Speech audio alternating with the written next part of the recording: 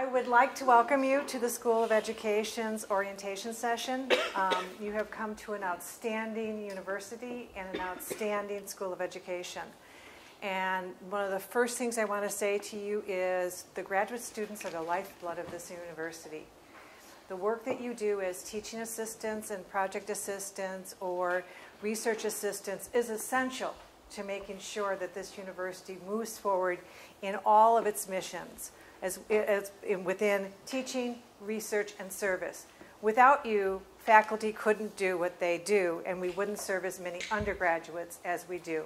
So thank you for being here, and I hope that you enjoy your time in working with the students and the faculty with whom you will be working. I need to get a sense of who's in the room before I do something else. How many of you are teaching assistants? How many of you are project assistants? Research projects? Or the other projects are administrative type projects? Is that correct? Okay. Since most of you are teaching assistants, which I wasn't sure, I was not surprised about, that's where the bulk of our money goes. I'm going to direct some of my remarks to the teaching assistants. But I want to give you an overview of the school, first of all. We are not a typical school of education, meaning we are not just teacher education. We actually have 9 departments, 9 academic departments within the School of Education. They include art, dance, let's see if I can do it with that by myself, curriculum instruction, educational leadership and policy analysis, educational policy studies, educational psychology, kinesiology, rehab psych and special education, and somebody's going to kill me because I've forgotten them. Did I say dance? Did you do counseling? Counseling, Department of Counseling and Psych. Oh my gosh, yes. We also have 3 research centers. The Center on Education Research, it's Education and Work, the Wisconsin Center for the Advancement of Post-Secondary Education Research, and the Wisconsin Center for Educational Research. Each of these research units are really important to the work that we do. In fact, WCER, the Wisconsin Center on Educational Research, is one of the oldest, largest, and most productive educational research units in the nation. WCER holds many of our education-related grants. They provide the infrastructure. They provide lots of opportunities for project assistantships or other kinds of research assistantships, so keep your eye on them should your assistantship not stay the way you want it to be in the next few years. They often have openings on their projects. The Center on Education and Work is now housed within WCER, although it is a separate center. Its work focuses on career development, issues related to work life, and families. It is also a service unit, though, in that it has created the Wisconsin Careers Program, which is purchased by school districts all over the country to help middle schoolers and high schoolers do career exploration on the computer. It's a great program. If you've never seen it, try it. You might find out you're in the wrong career, or you might find out you're in the perfect career. The school also houses about 5 units that serve the broader campus. We've got the Cooperative Children's Book Center, which is housed, I believe, out of Merritt. I haven't been over there lately, so I think they're located within Merritt. Oh, that's right, Helen C. White. We have Tandem Press. We have the Testing and Evaluation Center. We have Education Outreach and Partnerships. The Merritt, which is a library. Most of you will remember it as the library, but is media, educational resources, and information technology. They provide our computer support. They provide our technological equipment. You can check out video cameras. You can check out laptops. You can check out all kinds of technological equipment from Merritt. So they are much more than a library. As far as their library services go, great place to go to get assistance because they are really helpful. They will never treat you like you're stupid. And if you think about it, whenever you're looking for things that you've never done before or you're trying some new technology, you feel really stupid, They will never make you feel that way. We also have the education portfolios and career services. Now that particular EPCS, so this becomes alphabet soup for you guys, is focused mostly on our educators preparing their portfolios for the graduation to get their teacher education licensing or their principalship or their superintendent's license or their school counselor license. Its major focus is that area. However, it also provides career services to the students in the School of Education, and it will provide all of you a service as you get to the end of your program if you choose to use them in your job hunt later on. So I would suggest that at some point across your career, even if you're not in teacher education, you get to know EPCS. If you are in teacher education, I strongly encourage you to get over to meet the people at EPCS and figure out what the portfolio system is all about. Because you as grad students will have to understand that portfolio system for our students to be able to be evaluated, to be recommended for their licensing. So go visit. It's a great place. They're very interesting. Creating your own portfolio is a very fascinating thing to do. You learn things about yourself that are very important, but also you learn how to use a whole bunch of technology in very creative fashions. We have 4 support units. They're the Office of Undergraduate Recruitment and Retention, Education Academic Services, the Alumni Office, which is Education External Relations Office, and then, of course, the Dean's Office. And then we also have the Arts Institute. One of the research centers that I mentioned briefly is WISCAPE. It's unique. It focuses on post-secondary education research. We get quite a few emails from the people at WISCAPE about things that are going on in education. And one of the interesting things is that recently WISCAPE has focused in on what's happening in teacher education nationwide. Now, I don't know how many of you know this, but in general, teacher education is in peril nationwide. There is a movement afoot to deprofessionalize educators as well as teacher education. So staying on top of the trends is important for the School of Education. Also understanding where that is coming from and working with the people that are in those camps that are pushing for the closure or the deprofessionalization of teacher education is important for us. Along those lines, those of you in teacher education will hear a couple, at least 2 or 3 initial things that are coming down the line. The first is the NCTQ survey. The NCTQ survey is a private organization called the National Commission on Teacher Quality. It is rating the schools of education on their teacher education programs nationwide. They have a very suspect research methodology, so most higher ed institutions have refused to participate. However, being a public institution, they can get our information through Freedom of Information, which is fine because then they have to pay for it. If we volunteer, we have to pay for it. They're making their ratings of our teacher education programs based on our syllabi. Think back on your syllabi over the course of your undergraduate and master's degrees. Syllabi aren't really reflective of what goes on in the class in many cases. In fact, I just did a review of syllabi for the Department of Education. Holy smokes, I knew the content of these syllabi, and I could not find the things in the syllabi that I was looking for that I knew were being taught in the course. So having us rate programs on teacher education through that method is ridiculous. Now, it would not be a big deal if, in fact, this group had not paired with U.S. News and World Report. And they will be issuing these as rankings, nationwide rankings, through U.S. News and World Report. So it is going to be a public relations issue while you are here. You will hear about it. You need to understand it. You need to understand why we will probably get a D or an F.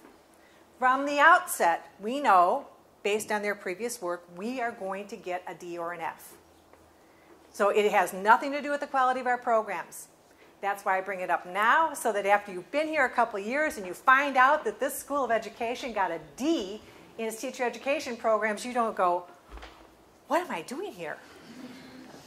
We're still good. We still do what we do. It's just that rating system is flawed. The second thing that you're going to be hearing about if you're in teacher education is the Teacher Performance Assessment System. Anybody here from California?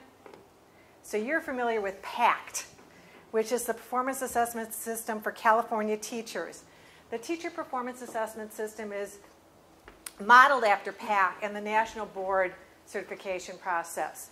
The idea is to have a culminating professional or performance-based assessment in student teaching that will determine whether or not our students will be recommended for licensing. But the beauty of the system, and one of the reasons why Wisconsin is going to adopt the system, and this is kind of letting the cat out of the bag because the superintendent of schools has not made this particular announcement. What is likely to happen is Wisconsin will adopt it. The beauty of the system is that we can use it for program evaluation because it immediately feeds back into our programs their strengths and weaknesses. Those of you who will be TAs in teacher education methods courses, teacher education supervisors, etc., you will be deeply involved in the TPA. As we move forward, you will get training on that. You don't have to worry about it. You just know that it's coming, and it will make some huge changes in our teacher education programs. To compound those changes, many of our teacher education programs are changing. Elementary Ed is on the verge of creating 4 programs out of what was 1. So they will have 4 different strands. Major changes. 2 of those strands will include English as a second language certification. 1 of them will include special education and or adaptive education. And the final one will be focused on content areas at the middle school level.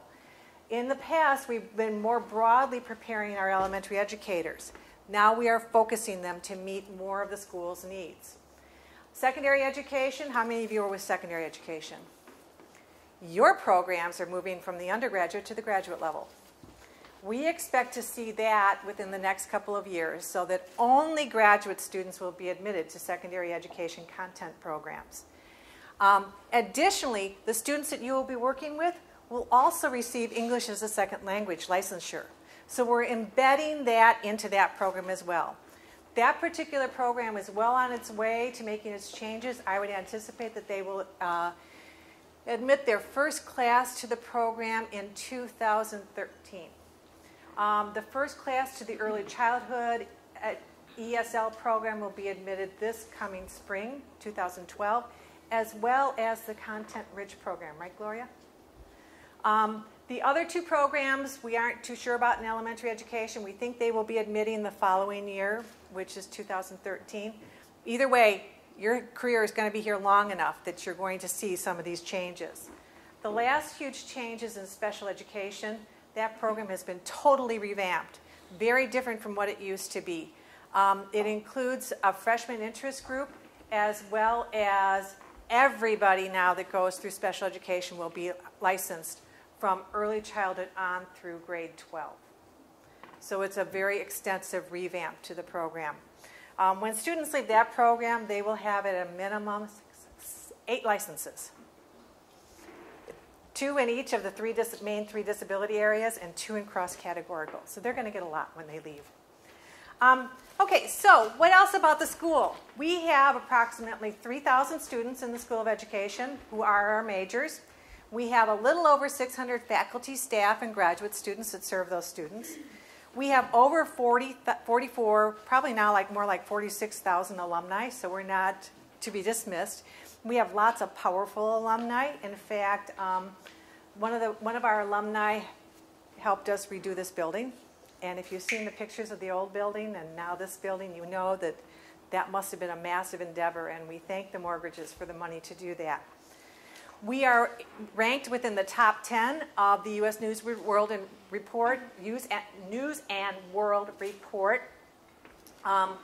In terms of graduate schools of education, we are 9th in the nation for the graduate schools of education, although we bounce upwards sometimes to 5. We are 1st in curriculum instruction, educational psychology, rehab counseling. We are 2nd in counseling services, educational administration, elementary education, secondary education, educational policy, and 9th within special education. In other words, all of the programs related to education that are the large programs that U.S. News and World Report evaluates in terms of graduate schools are rated within the top 10 in the nation. So you are clearly at a very, very exclusive university. I only have 15 minutes, and I'm very worried about this. So let me see if there's something I missed. And no, I did not intend to say all this stuff.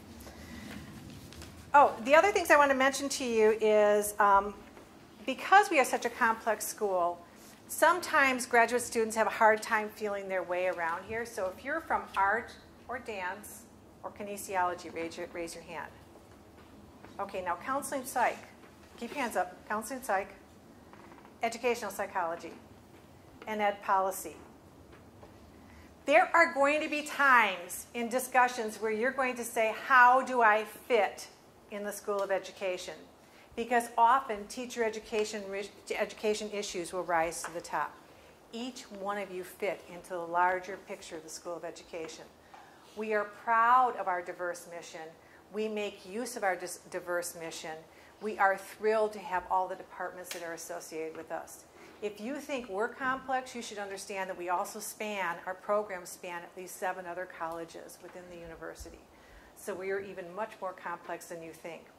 When you get into a lot of these programs and you start your work, you're going to start to realize how many different places we touch. Feel free to ask questions. Come to my office if you want to. Go to Julie Underwood, who is our dean. Go to your advisor, go to your department people, and ask about the things that you're seeing that you don't understand.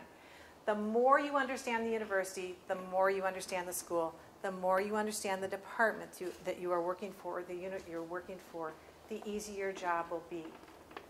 I want to close with reminding you that your job number 1 is being students. Now, I'm probably one of the few faculty that will say that first, but we all think it. It's important that you do your job well because you are so important to us. But always remember that you are a student first. And you have to take care of yourself as a student. So that means you don't just work and study, you also play while you're here. The terrace at the Union. If you spend 3 to 5 years here and never make it to the terrace, shame on you. Friday and Saturday nights at this time of year, what a wonderful place to be. Lunches, what a wonderful place to be. Madison has wonderful social venues. Get out, get to know people, enjoy yourself. This is not just a time for you to be so focused on your work and your study that you forget who you are as a whole human being. So welcome to the School of Education. We're thrilled to have you here, and I hope you enjoy the rest of your day.